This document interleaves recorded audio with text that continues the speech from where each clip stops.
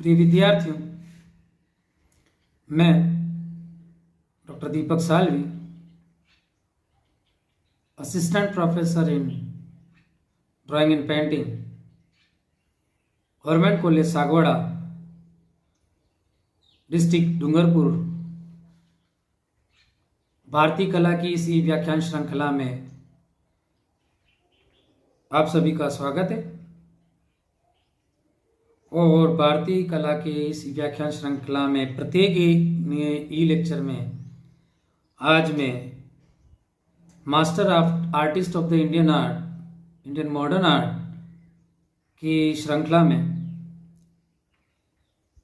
इन ई lectures में प्रत्येक नए ई लेक्चर में नए नए कलाकारों के आर्ट बायोग्राफी, जिसको कलामय जीवन वृत्त कहते हैं, उसमें आपको कुछ नई जानकारी देने का प्रयास कर रहा हूँ। तो इसके आगे की कड़ी में, पिछले की कड़ी को जोड़ते हुए इसके आगे की कड़ी में मैं आज विश्व प्रसिद्ध चित्रकार, भारतीय चित्रकार M.F. हुसैन के बारे में बात करूँगा। यह आधुनिक भारतीय चित्रकला के बहुत चर्चित चित्रकार रहे हैं। M.F. हुसैन, इनका पूरा नाम मकबूल फिदा हुसैन है। मुंबई में कला के प्रगतिवाद के उद्देश्य को ध्यान में रखते हुए प्रोग्रेसिव आर्ट ग्रुप की स्थापना 1947 में हुई और इसमें हुसैन भी एक प्रमुख चित्रकार के रूप में सम्मिलित थे। M.F. हुसैन का जन्म 17 सितंबर सन 1916 को महाराष्ट्र के पंधारपुर गांव में हुआ और इन्होंने इंदौर के स्कूल ऑफ आर्ट से केवल 1 वर्ष की कला शिक्षा ही प्राप्त की और मुंबई चले गए और 1936 तक सिनेमा पोस्टर को बनाते रहे, होर्डिंग्स को बनाते रहे और सिनेमा होर्डिंग्स और पोस्टर को बनाते बनाते अचानक ही इनका रुझान जो है, इनका जो ध्यान है वो चित्रकला की ओर आकर्षित हुआ और नित नए प्रयोग करने लग गए और नित नए प्रयोगों के कारण इनको आधुनिक भारतीय चित्रकला में इन्होंने अपनी एक प्रतिष्ठित पहचान बनाई।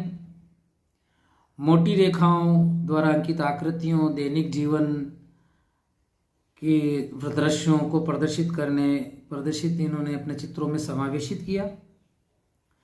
इनके द्वारा चित्रित विषयों के कई प्रकार हैं, जिसमें एक और गायक, संगीतज्ञ, धर्मगुरुओं, वैज्ञानिकों, नर्तकियों, नेताओं के चित्र हैं, तो दूसरी तरफ घोड़े, हाथी, पशु पक्षी, तीर कमान और लोक प्रतीकों का भी इन्होंने चित्रण किया और सरस्वती, घोड़े और महाभारत पर इन्होंने चित्र श्रृंखलाएं, मतलब एक ही विषय वस्तु पर विभिन्न प्रकार के चित्रों का निर्माण, श्रृंखलाएं कहलाता है, सीरीज कहलाता है, पेंटिंग सीरीज कहलाता है, वो इन्होंने किया।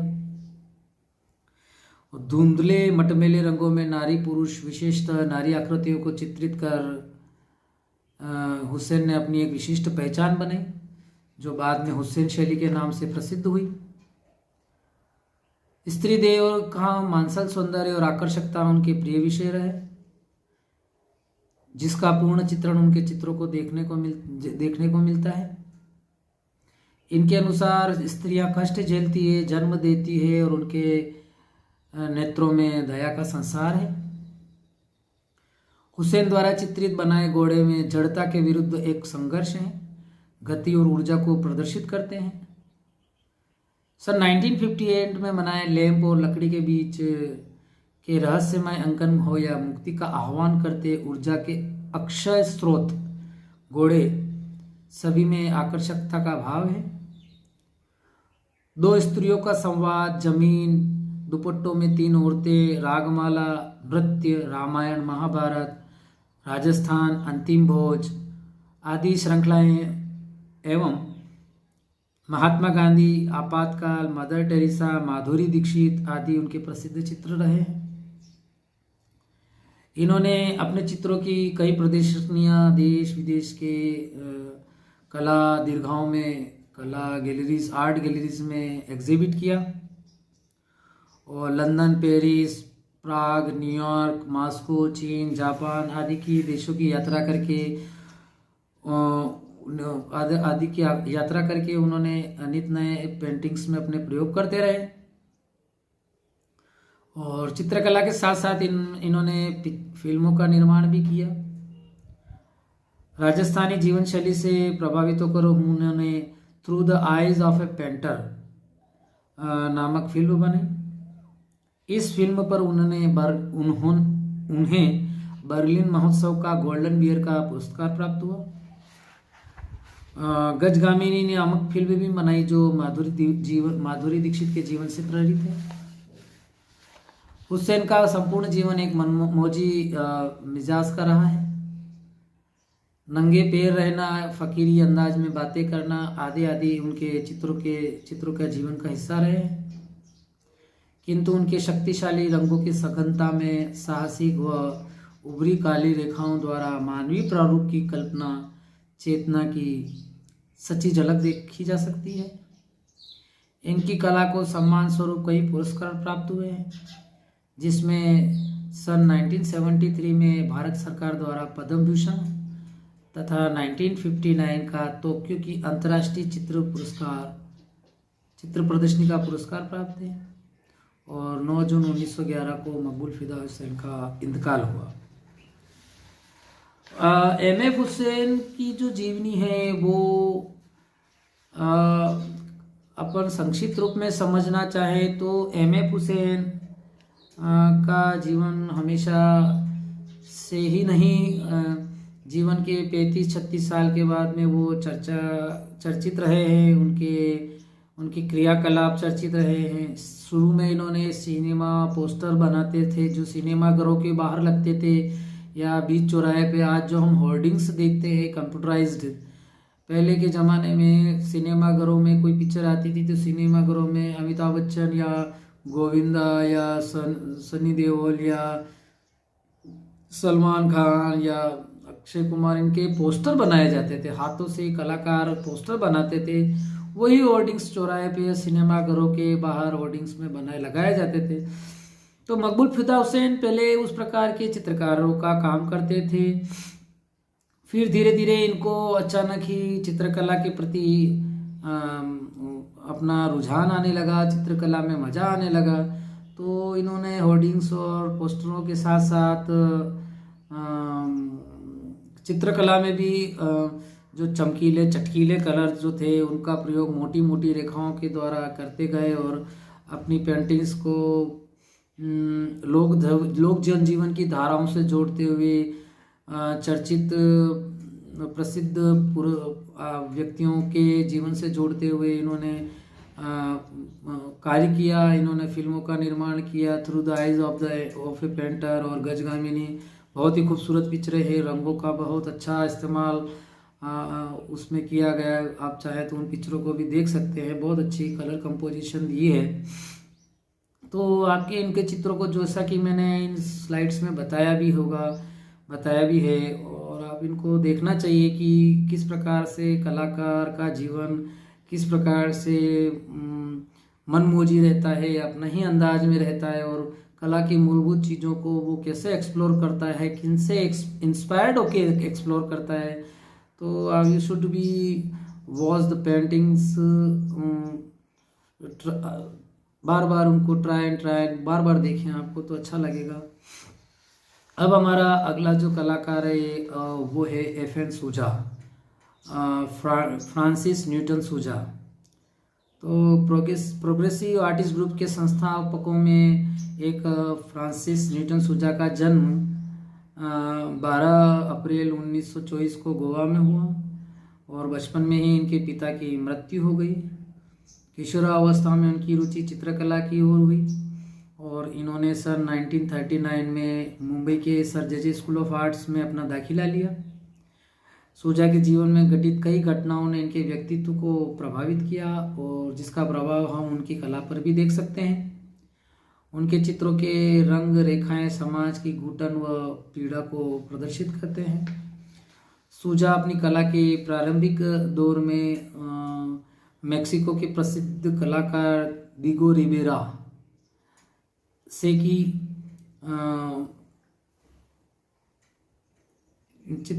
की चित्र निर्माण की कौशल पद्धति और आज की चमकीली रंग योजना से अत्यधिक प्रभावित रहे। बाद के कला प्रभावों में पाश्चात्य कलाकार सेजा, गोग, मातिस आदि का प्रभाव पड़ा। गोथिक कला से प्रभावित होकर इन्होंने कई चित्रों का निर्माण किया, जैसे क्राइस्ट और बाइबल की कथाएं, एडम और ईव का स्वर्ग से बहिष्कार आदि चित्र। मूर्तिकला में खजुराहों के मूर्ति शिल्पों से सूजा खासा प्रभावित हुए, जिसकी प्रेरणा से इन्होंने प्रणयी नामक शीर्षक लिए चित्र ज्यामितीय आकारों में चित्रित किया। साथ ही भारतीय लोक कला तत्वों से भी वह अछूते नहीं रहे। न्यूटन सूजा आकृतियों के कलाकार के रूप में जाने जाते हैं। उनके चित्रों में आकृतियां अनेक भाव लिए उल्लास और आतुरता प्रदर्शित करती है।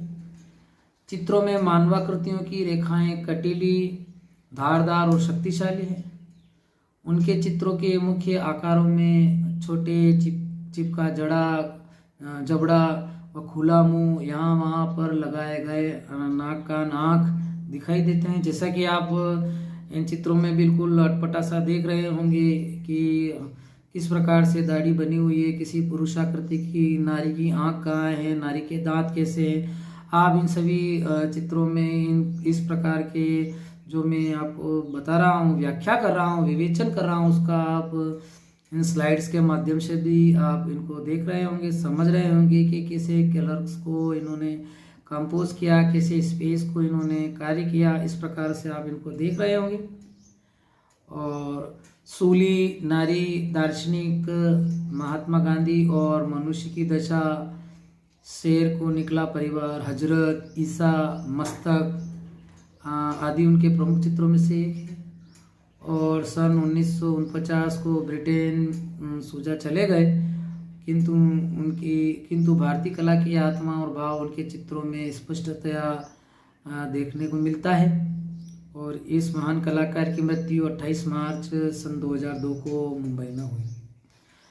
तो जैसा कि आपने आज के इस ई लेक्चर में एम.एफ. हुसैन के जीवन से जुड़ी हुई कुछ कलात्मक बातों के बारे में देखा, समझा, इनकी पेंटिंग्स को बताया, और फ्रांसिस न्यूटन सूजा के बारे में भी मैंने आपसे बात की।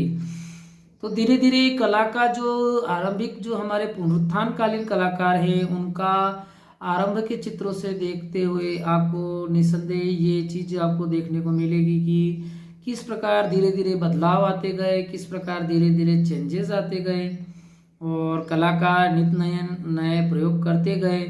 और एक स्वच्छंद विचारधारा का शुरू में पुनरुत्थानकालीन बंगाल शैली, चित्र शैली, पटना शैली से धीरे धीरे स्वच्छंदता के भाव ज़्यादा भारतीय कला में समावेश होने लगे, और स्वच्छंदता की ओर भारतीय कला प्रवेश करती गई, और जिसमें भारतीय लघु चित्र शैलियाँ और भारतीय मूर्ति शिल्पों, जिसमें खजुराहो, अजंता, एलोरा के कलात्मक तत्वों से भी कलाकार प्रभावित होते रहे। कलाकारों ने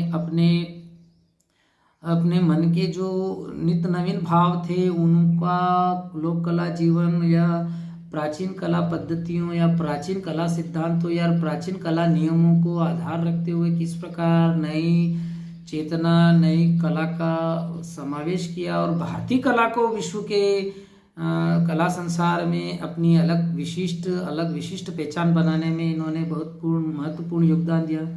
तो प्रिय विद्यार्थियों, इन स्लाइड्स को आप देखते रहें। बहुत अच्छी मेहनत से मैं इन स्लाइड्स को या इन लेक्चर्स को मैं आपको समझाने के दृष्टिकोण में इस लॉकडाउन के इस पड़ाव पे मैं आपको बताने का प्रयास कर रहा हूँ, जिससे कि आपका ये पाठ्यक्रम अच्छे तरीके से समझ में आए। और यदि आपको किसी प्रकार का कोई संशय शंका हो तो आप मुझसे संपर्क करें। और हाँ, आप सबमिशन जमा कराने की कगार पे हैं तो सबमिशन भी आप स्केचिंग 100 से 150 स्केचिंग, मानवाकृतियों से जुड़े हुए स्केचिंग, और 5 से 7 आपकी लाइव स्टडी जो सिर से लेकर पांव तक आपको पेंसिल की हाफ इंपीरियल साइज पर बनाना है, तो इसी इन शुभकामनाओं के साथ में धन्यवाद।